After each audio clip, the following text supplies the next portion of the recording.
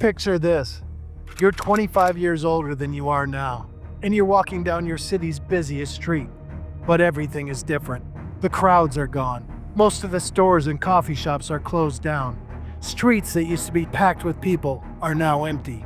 This isn't just a sci-fi movie. It could be a glimpse into your future. And empty streets are just the beginning of how the coming population crash will change your life. For the first time since the Black Death killed millions in the 1300s, the world's population is about to drop.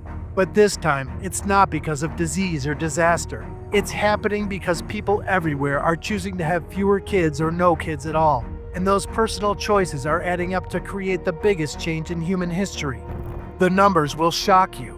South Korea's fertility rate has plunged to an astonishing 65% below replacement level. China's next generation will be half the size of this one. In many countries, for every baby born, 3 people die. By 2050, this will be happening in more than 130 countries. But why should this scare you? Because everything in our modern world, from our economy to how we save money to how we build cities, was built expecting more people, not fewer. If you're relatively young, you're about to live through something that's never happened before. What happens when the world starts shrinking instead of growing? Think about your future plans. Your retirement savings? They were designed for a growing world. That house you want to buy? Its value depends on having more people wanting to buy it later. Your career plans? They're based on an economy that only knows how to get bigger. All of that is about to be turned upside down. When the population starts dropping, your wallet will feel it in ways you never expected. As housing prices fall, you'll feel poorer even though you're making the same amount. Your investments might not grow as fast because there will be fewer workers producing things and fewer consumers buying things. Your city will have big problems too. With fewer people paying taxes but the same roads and bridges to maintain, something has to give. Your property taxes might go up even as your house value drops. Schools may have to combine or close. Bus routes might run less often. Parks may not be well kept. But here's where it starts to get personal. By 2050, in many places, there will be more people over age 80 than under age 15. Think about that. Who is going to take care of all these old people when there are so few young people around? If you're young now, you'll end up having to support way more old people than we do today. If you're middle-aged, you may end up spending more time taking care of your parents than raising your kids. Imagine your neighborhood with more nursing homes than schools. Picture family gatherings where robot caregivers are as common as relatives.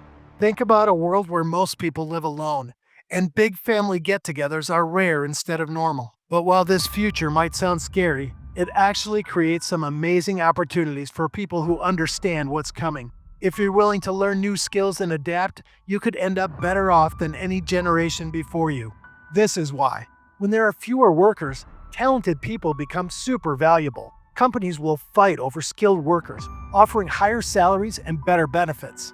You'll have more power to ask for flexible hours, better healthcare, more vacation time. That old 9 to 5 may become a thing of the past. Imagine being able to set your own price, choose your own hours, and work from anywhere you want. With fewer workers available, companies will bend over backwards to keep good employees happy. If you're good with technology, healthcare, education, or taking care of older people, you'll be in huge demand. Even better, companies will spend tons of money training people because they need skilled workers so badly. They'll actually pay you to learn new skills throughout your career. Which countries will do best in this new world? The ones that welcome change and new people. The proof is already showing up. Countries that welcome immigrants and support families are doing better than countries that don't.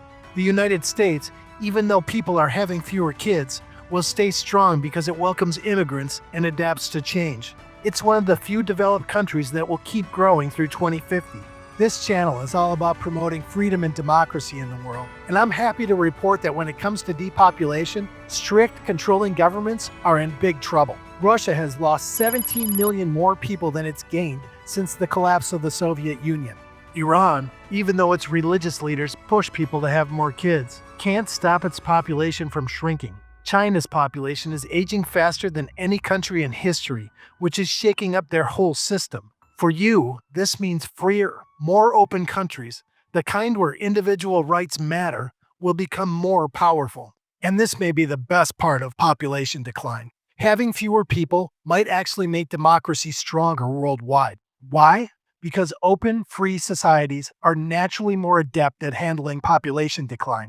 They're just naturally better at attracting talented people, welcoming newcomers, and adapting to change. They're better at developing solutions and taking care of their older people. There are other surprise benefits too.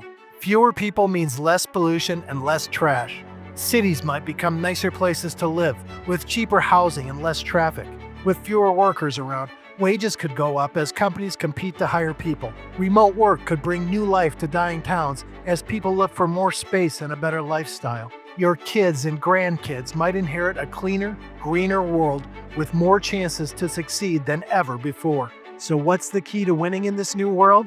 Being skilled and being able to adapt. Countries that welcome immigrants, help families, and adapt new technologies will do great.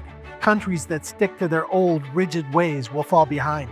The population crash is coming, but if you understand it and you're ready for it, it could give you opportunities that no generation has ever had before.